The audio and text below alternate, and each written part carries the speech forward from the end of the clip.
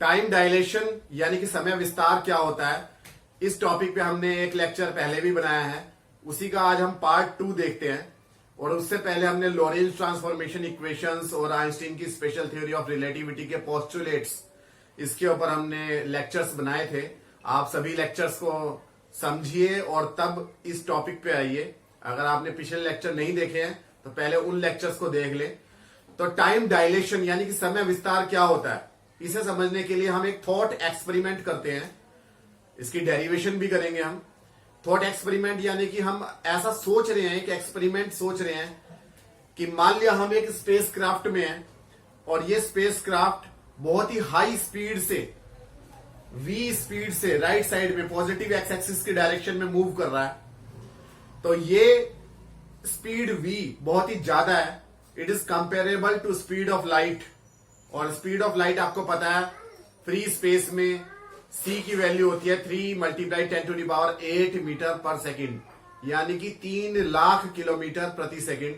और ये बहुत ही ज्यादा हाई स्पीड है। इससे तेज दुनिया में कोई भी चीज पॉसिबल नहीं है। तो मान लिया ये स्पेसक्राफ्ट की स्पीड इस स्पीड ऑफ लाइट की हाफ है या 1/3 है, यानी कि इसके कंपेरेबल है, स्पीड ऑफ लाइट के कंपेरेबल है। तो हम अर्थ से अगर हम इसे ऑब्जर्व करें तो हमें ऐसा लगेगा कि इस स्पेसक्राफ्ट के अंदर जो टाइम है वो धीमा बीत रहा है। सिर्फ मैकेनिकल वॉच से ही टाइम धीमा नहीं बीत रहा, बल्कि अगर इसके अंदर कोई आदमी है या कोई भी लिविंग ऑर्गेनिज्म है तो उसका बॉडी टाइम भी, उसका बूढ़ा होने की या उसकी एज बीतने का जो टाइम है वो भी धीमा बीत रहा है। और हमारा टाइम यानी अर्थ में बैठे हुए व्यक्ति का टाइम स्पेसक्राफ्ट की कंपैरिजन में काफी तेज चल रहा है। और हम जल्दी जल्दी, हमारी एज बढ़ रही है और हम और पहले से ज्यादा बूढ़े होते जा रहे हैं। तो ऐसा महसूस होगा। तो इसी को हम बोलते हैं टाइम डायलेशन, यानी कि समय विस्तार। यानी कि हमारा समय विस्तार हो गया है, ऑब्जर्वर जो है उसका समय विस्तार हो गया, यानी ज्यादा हो गया है। और जिसे हम देख रहे हैं जो काफी स्पीड में मूव कर रहा है, उसका समय धीमा बीत रहा है। यानी कि मूविंग क्लॉक्स रन स्लो। जो गति करती हुई जो क्लॉक है वो धीमा टाइम देती है। ऐसा सिर्फ किसी एरर की वजह से नहीं होता। ऐसा नहीं है कि हम किसी टाइम को मेजर करने में हमसे कुछ एरर हो रही है या कैलकुलेशन में कुछ एरर हो रही है। ऐसा जो है ये होता है और इसे हम प्रूव भी करेंगे। और इसका जो है काफी बार हमने इसका जो है रिजल्ट्स भी देखे हैं, एक्सपेरिमेंटली भी ये वेरीफाई हुआ है। तो पिछली डेरिवेशन में, पिछले लेक्चर में हमने लॉरेंज ट्रांसफॉर्मेशन इक्वेशंस का यूज करके टाइम डायलेशन प्रूव किया था। तो आज हम ये थॉट एक्सपेरिमेंट देख रहे हैं। इसमें क्या है कि दो मिरर्स हैं। मान लिया एक मिरर ऊपर है M1 और दूसरा मिरर M2 उसके पैरेलल है। ये स्पेसक्राफ्ट के अंदर रखे हुए हैं, यानी कि स्पेसक्राफ्ट और ये मिरर्स एक फ्रेम ऑफ रेफरेंस है। और इस फ्रेम ऑफ रेफरेंस का नाम है S', जो मूविंग फ्रेम ऑफ रेफरेंस होता है। हमने पिछले लेक्चर में भी उसे S' से डिनोट किया था। तो इसके लिए हम एक यहां पे क्लॉक की कल्पना करते हैं, एक घड़ी की कल्पना करते हैं। ये घड़ी वैसी नहीं है जैसे मैकेनिकल वॉच स्प्रिंग वाली या दूसरी इलेक्ट्रिकल वॉच आप देखते हो। यहां पर आप क्या कर रहे हो कि ऊपर से एक पल्स ऑफ लाइट नीचे भेज रहे हैं M1 से M2 की तरफ। तो ये पल्स ऑफ लाइट M2 से स्ट्राइक करके वापस रिफ्लेक्ट हो जाएगी ऊपर की तरफ। ऊपर से लाइट आई नीचे और नीचे से लाइट गई ऊपर और फिर से ऊपर से नीचे रिफ्लेक्ट हो जाएगी और नीचे से फिर ऊपर। यानी कि एक डेफिनेट इंटरवल ऑफ टाइम में ये पल्स ऑफ लाइट रिपीट करेगी। बार बार मिरर M1 पे भी रिपीट करेगी और M2 पे भी रिपीट करेगी। तो ये क्लॉक के इक्विवेलेंट है। क्योंकि क्लॉक में क्या होता है, जैसे कि आप अगर पेंडुलम वाली क्लॉक देखते हो तो पेंडुलम जो है वो एक डेफिनेट इंटरवल के बाद में वापस अपनी जगह पे आ जाता है, या घड़ी की सुइयां वापस डेफिनेट इंटरवल के बाद में अपनी जगह पे आ जाती हैं। तो अगर कोई चीज एक डेफिनेट इंटरवल में अपने आप को रिपीट करता है तो उसे हम एक क्लॉक की तरह ले सकते हैं। तो ये एक हमारे पास में क्लॉक है, लाइट क्लॉक है ये। ऊपर से पल्स नीचे आ रही है, M2 पे कोलाइड कर रही है, फिर वापस ऊपर जा रही है।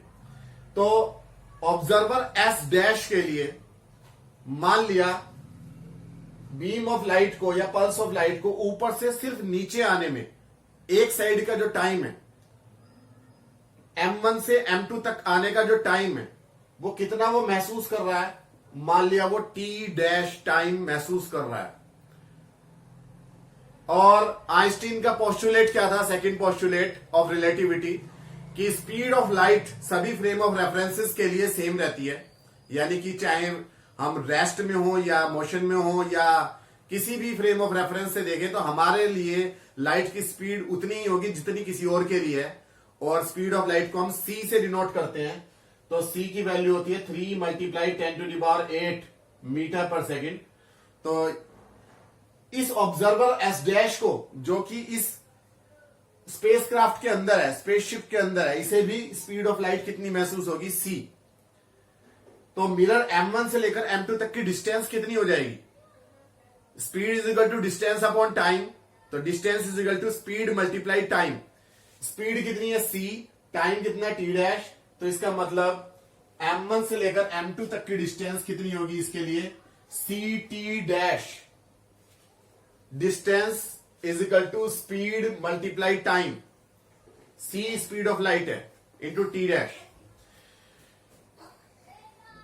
अब इसका जो टाइम है t डैश है M1 से M2 तक आने का पल्स का, लेकिन जो ऑब्जर्वर अर्थ से इसे देख रहा है, हम ये मान सकते हैं कि हम अर्थ से देख रहे हैं तो हम अपने आप को रेस्ट पे मान रहे हैं। वैसे तो अर्थ भी मूव कर रही है। तो ये ऑब्जर्वर अर्थ से देख रहा है और इस ऑब्जर्वर को हमने फ्रेम ऑफ रेफरेंस को S से डिनोट कर रखा है। तो इस ऑब्जर्वर की रेस्पेक्ट में यही सब इंसिडेंस, बीम ऑफ लाइट का ऊपर से नीचे आना कैसा महसूस होगा। ऊपर से पल्स ऑफ लाइट चलेगी, जितनी देर में पल्स ऑफ लाइट M2 तक पहुंचेगी उतनी देर में M2 यहां से थोड़ा सा आगे मूव कर चुका होगा, क्योंकि स्पेसक्राफ्ट खुद v वेलोसिटी से आगे जा रहा है। तो ये स्पेसक्राफ्ट यहां की जगह, इस M2 पोजीशन की जगह कहां पहुंच जाएगा, ये M2 मिरर M2 डैश पे पहुंच जाएगा और पल्स ऑफ लाइट ये तिरछी यहां स्ट्राइक करेगी और फिर पल्स ऑफ लाइट यहां से रिफ्लेक्ट होगी, ऊपर की तरफ जाएगी और जितनी देर में ये वापस M1 पे पहुंचेगी उतनी देर में स्पेसक्राफ्ट और आगे जा चुका होगा। यानी कि ये यहां पे स्ट्राइक करेगी M1 डैश पोजीशन पे। तो आप ये देखो इस ऑब्जर्वर S के लिए, इसके लिए भी स्पीड ऑफ लाइट कितनी है, c ही है, क्योंकि आइंस्टीन का सेकंड पोस्टुलेट क्या था, स्पीड ऑफ लाइट सभी के लिए सेम होती है। अगर इसके लिए स्पीड ऑफ लाइट अलग होती तब फिर हम टाइम डायलेशन भी नहीं देख सकते थे। तो इसके लिए भी स्पीड ऑफ लाइट c है। तो डिस्टेंस कितनी हो जाएगी, अगर हम यहां से लेकर यहां तक की डिस्टेंस देखें तो distance is equal to speed multiply time. इसके लिए जो टाइम है स्पेसशिप के अंदर का वो अलग रेट से मूव कर रहा है। और मान लिया लाइट को यहां से यहां तक पहुंचने में, M1 से M2 डैश तक पहुंचने में t टाइम लगता है। वहां टाइम कितना महसूस हो रहा था, t डैश। t डैश जो था वो S डैश ऑब्जर्वर के लिए था और t जो है वो S ऑब्जर्वर के लिए, अर्थ पर जो खड़ा हुआ है उसके लिए। तो distance is equal to speed multiply time. तो यहां से लेकर यहां तक की डिस्टेंस कितनी हो जाएगी, M1 से लेकर M2 डैश तक की speed of light c into time t। अभी हमने वहां प्रूव किया था, अगर हम ये परपेंडिकुलर डिस्टेंस देखते तो ये कितनी हो जाती, ct डैश। आप ये देखो इतने ही टाइम में, यानी कि t टाइम में s, हम ऑब्जर्वर s से देख रहे हैं, तो t टाइम में स्पेसक्राफ्ट कितना आगे चला जा चुका है। स्पेसक्राफ्ट की डिस्टेंस जो होगी वो होगी vt, यानी कि M2 से लेकर M2 डैश तक की डिस्टेंस ये वाली, ये कितनी होगी, vt। ये t डैश नहीं है, ये ध्यान रखना है, ये vt है, क्योंकि कौन देख रहा है, s ऑब्जर्वर देख रहा है। तो हमारे पास में एक ये राइट एंगल ट्रायंगल है, 90 डिग्री का एंगल बन रहा है। तो in triangle M1 M2 M2 dash, M1 M2 M2 dash, इस ट्रायंगल में देखो हाइपोटेनस का स्क्वायर इज इक्वल टू होता है perpendicular square plus base square, ये आपकी पाइथागोरस थ्योरम है।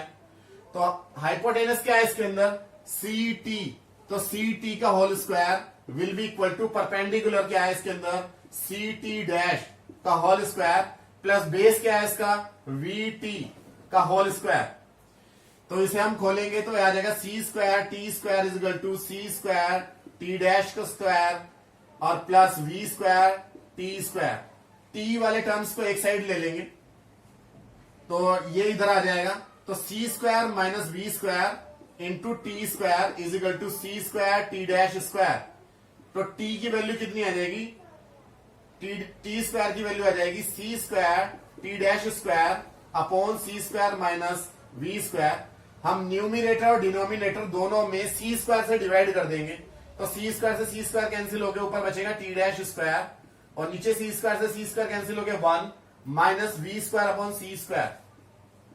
और जब इधर से स्क्वायर को हटाएंगे तो उधर स्क्वायर रूट में चला जाएगा, तो t इज इक्वल टू हो जाएगा t1 डैश t डैश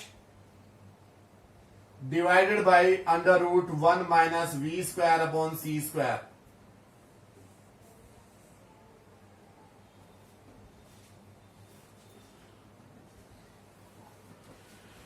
तो t क्या है आपका, बाहर के ऑब्जर्वर की रेस्पेक्ट में टाइम है, टी डैश इसी ऑब्जर्वर यानी कि स्पेसक्राफ्ट की रेस्पेक्ट में टाइम है।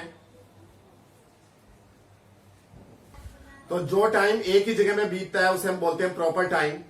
तो यहां पर टी डैश जो है वो प्रॉपर टाइम है क्योंकि ये स्पेसक्राफ्ट के अंदर का टाइम है। और जो टाइम किसी दूसरे ऑब्जर्वर से देखते हैं यानी कि अलग अलग प्लेस पे होता है, कि जैसे पहले जो है यहां से लाइट की बीम चली फिर यहां टकराई और फिर वापस किसी और प्लेस पे जाके टकराई, यानी कि एक ही जगह पे नहीं हो रही इंसिडेंस, तो वो टाइम इम्प्रॉपर टाइम होता है। यानी कि टी जो है वो क्या है आपका, ये जो टी है ये आपका इम्प्रॉपर टाइम है। तो इससे ये पता चलता है जो हमने डेरिव किया है कि improper time is equal to क्या होता है, proper time divided by under root 1 minus v square upon c square. मैं यहां लिख देता हूं, improper time is equal to proper time divided by under root 1 minus v square upon c square. तो यही आपकी टाइम डायलेशन की equation है। यहां आप देखो कि v की वैल्यू अगर 0 है तो इम्प्रॉपर टाइम और प्रॉपर टाइम ये दोनों इक्वल होंगे, या अगर v अपॉन सी की वैल्यू बहुत छोटी है यानी कि स्पेसक्राफ्ट की जो स्पीड है वो बहुत कम है, जैसे कि हम अपनी डेली लाइफ में देखते हैं, तो v जो है वो c के कंपेयर में बहुत छोटे होती है, तो तब जो है v अपॉन सी की वैल्यू क्या हो जाएगी, 0 हो जाएगी और इम्प्रॉपर टाइम और प्रॉपर टाइम दोनों बराबर हो जाएगा, यानी t और t डैश बराबर हो जाएगा, लगभग बराबर हो जाएगा। तो इसीलिए डेली लाइफ में अगर हम किसी ट्रेन की स्पीड देखें या प्लेन की स्पीड देखें तो वहां पर टाइम में कोई खास फर्क नहीं आता, इतना कम फर्क होता है कि वो नेग्लिजिबल माना जा सकता है। पॉइंट के बाद में 0.0000 काफी ज्यादा लगाने के बाद में तब 1 सेकेंड आएगा, यानी कि बहुत ही कम समय है। तो डेली लाइफ में आप जो है ये टाइम डायलेशन को एक्सपीरियंस नहीं करते हैं, लेकिन जब किसी चीज की स्पीड बहुत ज्यादा हो जाती है, जैसे कि अगर हम कोई ऐसा रॉकेट बना लें कि जिसकी स्पीड ऑफ लाइट के कंपेरेबल है, तो वहां पर हम इसे महसूस करते हैं। या फास्ट मूविंग जो पार्टिकल्स होते हैं, एलिमेंट्री पार्टिकल्स होते हैं, इलेक्ट्रॉन्स, प्रोटॉन्स या कॉस्मिक रेज, तो उनके लिए टाइम डायलेशन बहुत महत्व रखता है।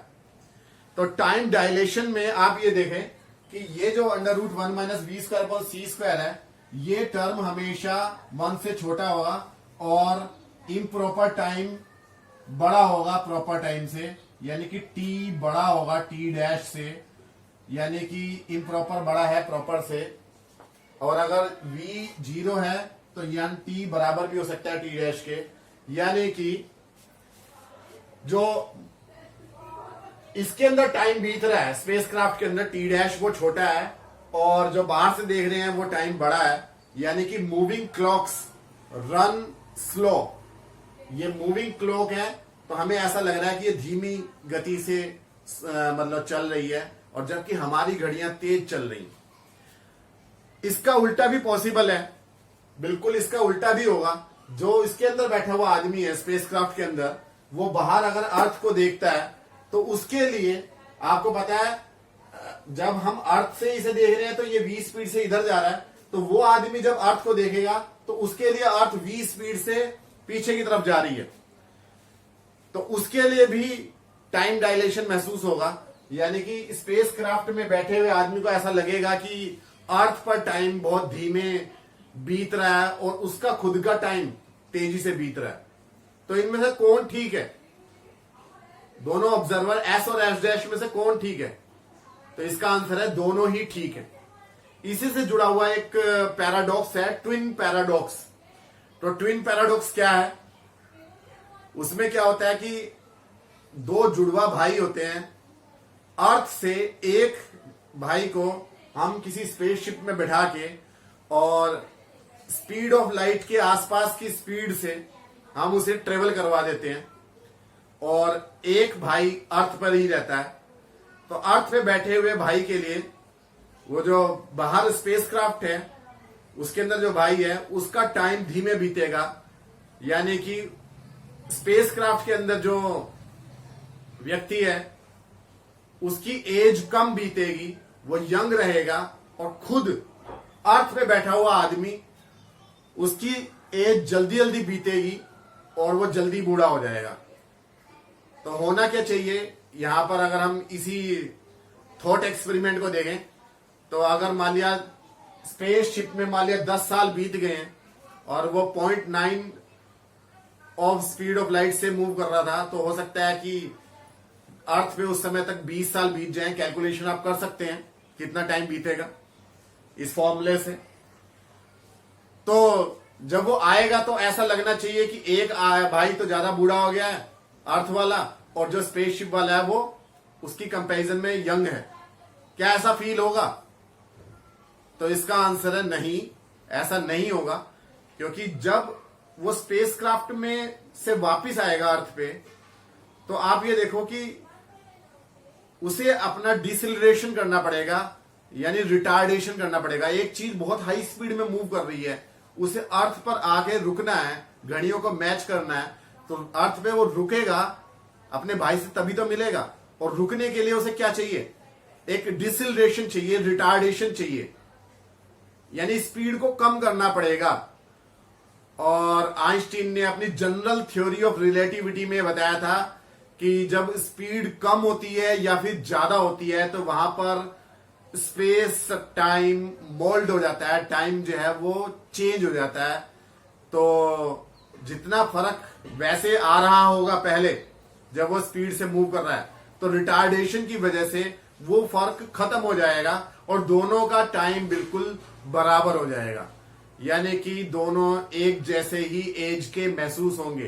तो ट्विन पैराडॉक्स का ये सॉल्यूशन है जनरल थ्योरी ऑफ रिलेटिविटी, जिसके बारे में हम हो सकता है आगे लेक्चर्स बनाएं अगर हुआ तो।